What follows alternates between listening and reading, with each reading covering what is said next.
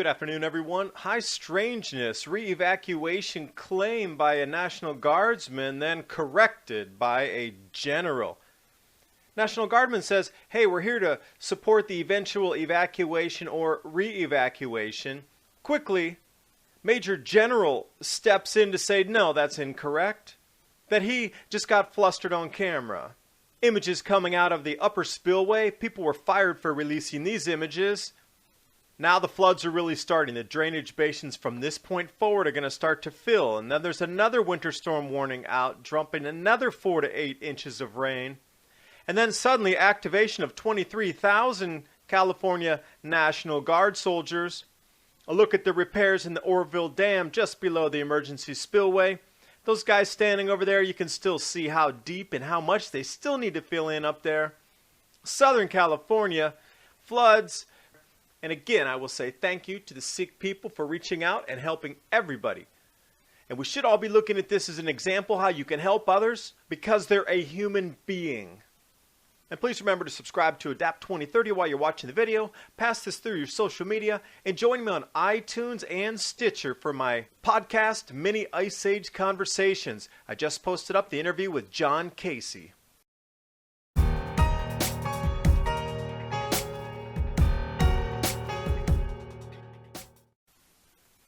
Things are taking a twist at the Oroville Dam right into the twilight zone.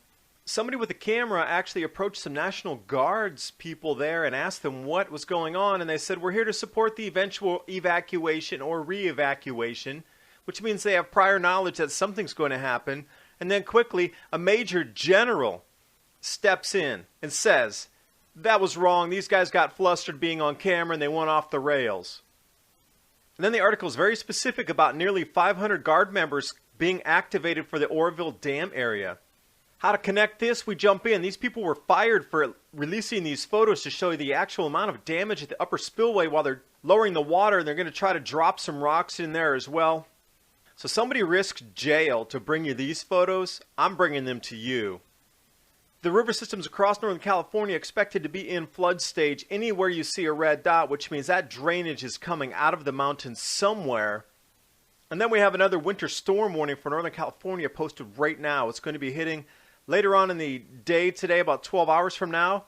And suddenly, LA Times, 23,000 National Guard soldiers ordered to be on alert for Oroville. They're putting them all on alert. And then we see the slow-moving atmospheric river is going to pelt Northern California for the next 3 days. And then another set of storms comes in on Friday. Here's the latest radar that I could pull off. Dark orange is the heaviest rains right over Sacramento, going right up into the Oroville Dam area. National Weather Service also looking for 4 to 8 inches in the mountains, and that's going to be draining off in that exact area, 2.5 inches or so. But above that, in that drainage basin, and I do want you to pay attention to these flood evacuation tips that the National Weather Service put out. This is not even a question. If they're activating all the guard and they're really being hush-hush and people are being fired or possibly prosecuted for releasing photos of the damage, you need to really just sit back for a second and ask yourself what's going on here. I would not even be waiting for the evacuation order to be put out. I would already have my things packed and get out. Remember, what you take with you is pretty much what you're going to leave with. They've already had several home invasions, robberies, carjackings, fistfights on the highways down in Southern California, people abandoning their cars when they couldn't get out. You're going to need food and water on the road with you. Firearms may be essential for self-defense, and I know you out in California are saying, oh no, we should be banning firearms. No, this is a perfect reason that you should have your sidearm with you. Credit cards might not be usable during this time. If there's no electricity and you just don't have a chance to swipe that, you're going to have to trade something for it. If you have any smaller 1-ounce rounds of silver or 10th-ounce rounds of gold, cash, critical documents. You know, I talked last time about any types of lease for your homes, any type of insurance documents, deeds, anything that you have that you've paid for, bills. They can just simply say you didn't pay if you don't have that paperwork with you. And you're going to have at least, and you'll have to have at least 2 evac routes ready. And you should think about a rally point with some close people that you know. And you should have a tertiary exit strategy as well. in case it really hits the fan, you're going to have to think third step down the road. So what's coming is excessive rainfall in those same exact areas. Now, I know the storms didn't hit as ferociously as predicted with the amount of rain, but the winds were right on the money. So this next storm is going to be pushing in nearly hurricane force winds. So 65 miles an hour. When you get it up to 72, that's category 1. Repairs near the emergency spillway continue. Let's take a look here. Behind the spillways, they've lowered it down to about 851 feet or so. So you have to ask yourself, if that water comes pouring over there again, is this concrete, these boulders, are they going to hold? But those people there, you can get a gauge on how deep that canyon has eroded during the first storm. Those are the guys wearing the bright yellow jackets. You can get a gauge on the depth of the canyons they need to fill in this part as well. And if we look at FEMA, the dams can fail for one or more combination of these reasons here. You can pause the screen and take a look. It's not just because of overtopping. You can get some back erosion there that'll punch through like the Teton Dam did. Now, they did slow the flow down. You can see the substantially less water coming over the damaged spillway. It's all just straight going down over eroding. And you notice that they've put up a no-fly zone over this area. What are they hiding right now? With the amount of erosion going toward the base of the dam, the actual foundational pack there. And you saw the dozers a few days ago. They were trying to pull something out there to prevent backfill from going in the dam. And then here, on the other side of the river with this coming down, they have some other riverbank shore-up measures going on. So there's a lot that's not being shown to you. Satellite image here.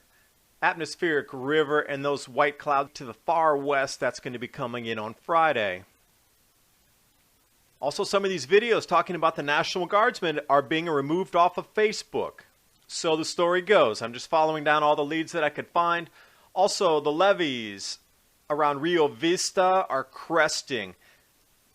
Seems there's a lot of flooding going on, and one of the main things I kept seeing across the Facebook posts were people talking about all this water. Where is it coming from? It's flooding on roads and downstream, and levees are topping, and it's just incredible amounts of water flooding that entire central basin. They're just waiting to see what happens with the dams. Shasta's down a little bit, Oroville's down a little bit, but interesting. Don Pedro, they're going to open these spillway gates as well, but this is some of the same watershed that's coming down. They're looking for 5.7 inches, but this is some of the same watershed that comes into Oroville. Look at the 3-hour precipitation here. Kind of looks like a phoenix going right over that place. Now let's take a look behind the Oroville Dam emergency spillway. This came off of Mercury News. And then Stephen, thanks for sending me these photos here. What I did is I matched them up with the fill amounts. So he told me to notice the tree, and I circled in orange there as the marker on how far the water is going down behind the emergency spillway. If we look at the date, the 17th, Friday, 6 p.m., the following day, you can see the dam has receded a tiny bit more, down to 855. And through yesterday, it's dropped even to about 851, 852. So the base is down to 849 feet right now. And that's what they were trying to get at, knowing these intense rains are coming. So now it's a wait-and-see game. Can the inflows be let out fast enough through the damaged emergency spillway? Now, jumping down to Southern California, if you hadn't been paying attention, a Category 2 typhoon slammed the coastline. But, of course, the media would never call it a Category 2 typhoon slamming California. It's just a winter storm. But anyway, winds were pushing over 100 miles an hour in some areas. Ferocious winds, no less. And this is the damage that it left. Landslides all over the place. So much rain, water, sinkhole damage. And in this flash flood, semi-tractor trailer buried so quickly. Huntington Beach, so gusty. There's no surfing going on there. But look at the cities getting flooded here. Sun Valley. This is Victorville. This is approaching record floods down in Southern California. But I do also want to say again, thank you so much to the Sikh people for opening the hospitality and the genuine caring from one human being to another, to give people food and shelter who are on the run, that can't relocate and cannot get back to their homes. This is a true example of caring for your brother or sister, meaning another human being that's a male or a female, that you are also a human being. connected by DNA through our own species. This is an example of how I see our societies moving toward when we enter the grand solar minimum. We are going to need to work together to get through this. When we get into this new era of cold weather and crop losses, the rains we're seeing right now are a direct effect of a weakened magnetosphere due to low solar wind pressure. And events like this are just going to keep coming, and they're going to intensify next year, and they're going to get even more intense in 2019. Distant early warning. Thanks for watching. Hope you got something out of the video. And those of you in the flood-prone areas and under the Oroville Dam, I would not even wait for that evacuation emergency order. I would actually start packing your stuff and just get out of there while there's less traffic and you still have a chance to get out. Bandits are on the road already, so use caution. And if you don't have any firearms, remember kitchen utensils such as knives can be taken along for safety. And also, if you're in a pinch, you can roll up a magazine and get that super tight where it becomes either a blunt instrument or you can jab somebody. Just disable them enough so you can get away. You're going to have to really start thinking like this when you're on the road, when all these people are around. You think the National Guard with 25,000 people and a few thousand police officers are going to be able to patrol hundreds of thousands of people that are displaced? You're literally on your own with the people around you. That's what I keep coming back to, this community. You got to travel with people. You're not going to be able to do this alone. I wish all of you luck, and I will see you in the next video.